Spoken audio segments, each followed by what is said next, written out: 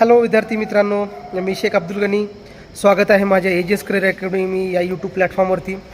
आजचा निर्णय सुप्रीम कोर्टाचा जो आलेला आहे त्यामुळं सर्व विद्यार्थ्यांचे ज्यांनी सुप्रीम कोर्टमध्ये याचिका दाखल केली होती, विशेषतः विठ्ठल सरगर सर यांच्या मार्गदर्शनाखाली आणि त्यांची टीम, त्याच्यामध्ये आहिरे सर असतील, बाकी इतर सर्व, त्यांचे पुनश्च एकदा धन्यवाद की त्यांनी याचिका सुप्रीम कोर्टामध्ये दाखल केली आणि तिने जिंकली. मित्रांनो, आता हा निर्णय काय आहे? हा निर्णय सर्व मागासवर्गीय, त्याच्यामध्ये SC BC पासून ते SC पर्यंत, SC BC SC ST OBC NTC सर्व OBC सर्व प्रवर्ग, याच्यामध्ये जे 55-60 ज्यांनी कॅटेगरीमध्ये TET पास केली परंतु त्यांना ओपनमध्ये निवड होत नव्हती, असा तो निर्णय माननीय हायकोर्टाने दिल्यामुळं सुप्रीम कोर्टामध्ये अन्याय झालेला असं गृहीत धरून ज्या सुप्रीम कोर्टात गेलेलं होतं, खरंच तो अन्याय होता.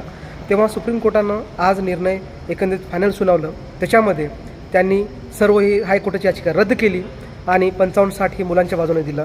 त्याच्यामुळं आता कोणताही मागासवर्गीय मुलगा, त्याच्यामध्ये SC BC पासून ते SC पर्यंत सर्व, OBC असेल, OBCचे सर्व प्रवर्ग असतील, SC EWS असेल आणि इतर सर्व प्रवर्ग, त्या सर्व प्रवर्ग मुलं मित्रांनो आता ओपनच्या जागांमध्ये मेरिट आपला हक्क दाखवू शकतील, हक्क बजावू शकतील.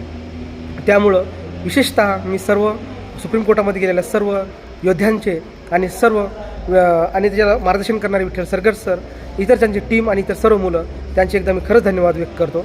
आणि त्याच्यामुळं आता याच्यामुळं मागासवर्गीयांच्या ज्या मुलावर अन्याय झालेला होता 55-60मुळं, त्याचा आता इतर मुलांना त्याचा फायदा होईल आणि 2025च्या भरतीमध्ये आणि जुन्या भरतीमध्ये पण त्याचा फायदा होईल. याद्या रिवाईज होतील असा एकंदरीत त्याचा निष्कर्ष निघतो.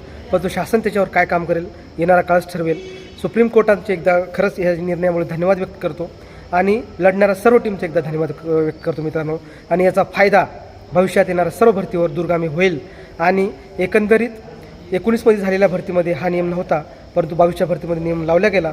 कुठंतरी हा अन्यायच होता आणि आता त्याचा अन्यायाला वाचा फोडून सुप्रीम कोर्टात गेल्यामुळे हा केस जिंकलेला आहे मित्रांनो. त्यामुळं येतात सर्व मागासवर्गीय मुलांना ओपनच्या जागेवर आपला हक्क बजावता येईल. आणि जेव्हा इतर सर्व स्पर्धा परीक्षामध्ये जो नियम आहे तोच नियम आता इथं पण लागू होईल, त्याच्यामुळे त्याचा आपल्याला फायदा होईल मित्रांनो. पुनश्च एकदा मी सर्व या टीमचा धन्यवाद व्यक्त करतो आणि जास्तीत जास्त मुलांपर्यंत हा व्हिडिओ शेअर करा आणि सर्वांना माझ्याकडनं शुभेच्छा.